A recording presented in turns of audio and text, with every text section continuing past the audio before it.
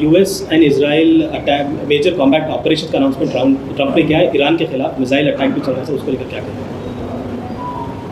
देखिए, सबसे बड़ी बात यह है कि देश के प्रधानमंत्री वज़ीर आज़म का जो इजराइल का दौरा था वो बड़ा अनटाइमली था और वज़ीर आज़म नरेंद्र मोदी को अपने एडवाइज़र से सवाल करना चाहिए कि क्या ये सही वक्त था इजराइल का दौरा करने के लिए। अगर वज़ीर आज़म का एयरक्राफ्ट मिड एयर में होता और इस तरह का हमला होता तो फिर इसका ज़िम्मेदार कौन होते?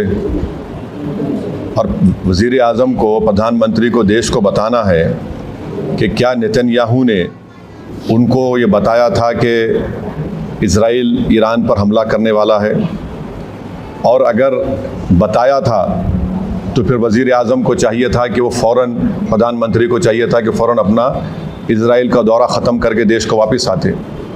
मैं इसलिए कह रहा हूँ कि अटल बिहारी वाजपेयी 1979 में चाइना गए थे और जब वियतनाम पर हमला हुआ अटल बिहारी वाजपेयी वापस आ गए देश को।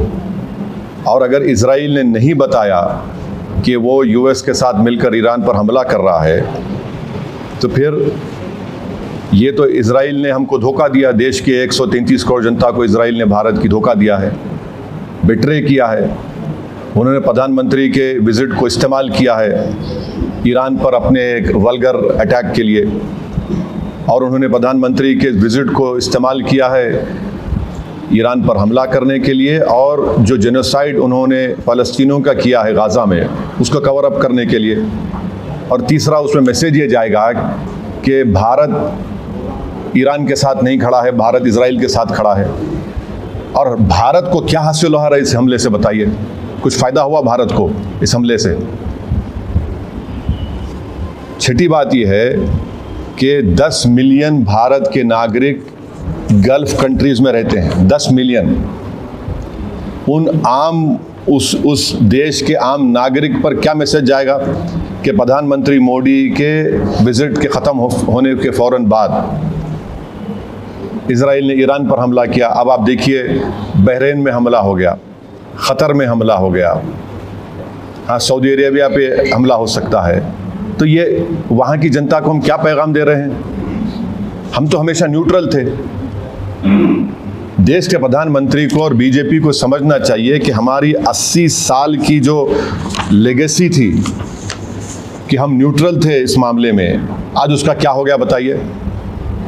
और फिर बहुत गलत मैसेज गया है तमाम ये गल्फ़ कंट्रीज़ को, चाहे बहरीन हो, क़तर हो, इराक़ हो।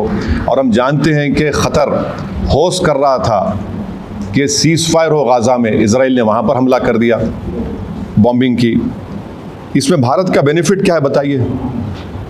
और प्रधानमंत्री के साथ जो आपकी बरादरी मीडिया के लोग गए थे कवर करने के लिए, वो भी फंसे हुए इजराइल में, अब उनका क्या होगा?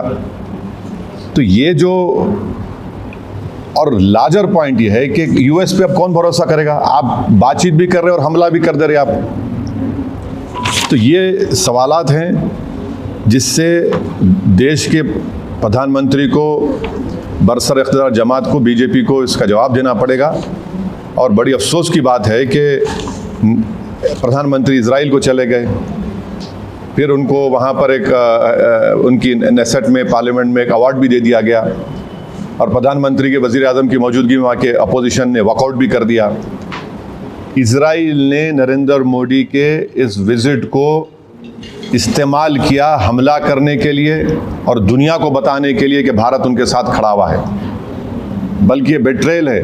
हम पूछना चाह रहे हैं बीजेपी और देश के प्रधानमंत्री और उनके सरकार से कि क्या नेतन्याहू ने हमको बताया था प्रधानमंत्री को? अगर बताया तो प्रधानमंत्री को निकल के आ जाना चाहिए, जिस तरह वाजपेयी ने किया था 79 में।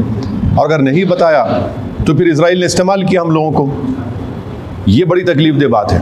तो ये मुझे अब तक इसी पर यही कहना है। हम उम्मीद करते हैं कि जो 50,000 अभी भी भारत के नागरिक ईरान में है और 10,000 इजराइल में है, उनको वापस लाया जाए। सिर्फ एडवाइज़र इशू कर दिया आप बताइए, प्रधानमंत्री गए हैं वहाँ, 10,000 अभी भारत के नागरिक इजराइल में है, 50,000 अभी ईरान में है, 10 मिलियन पूरे जीसीसी कंट्रीज़ में है। किसको नुकसान होगा बताइए इससे? ये हमारे 10 मिलियन भारत के नागरिक अपनी गाढ़े खून पसीने की कमाई भारत को भी जाते हैं फॉरेन एक्सचेंज के तौर पर। नेशनल इंटरेस्ट क्या सर्व हमारा बताइए प्रधानमंत्री के जाने के बाद? ये हमारे सवालात हैं। थैंक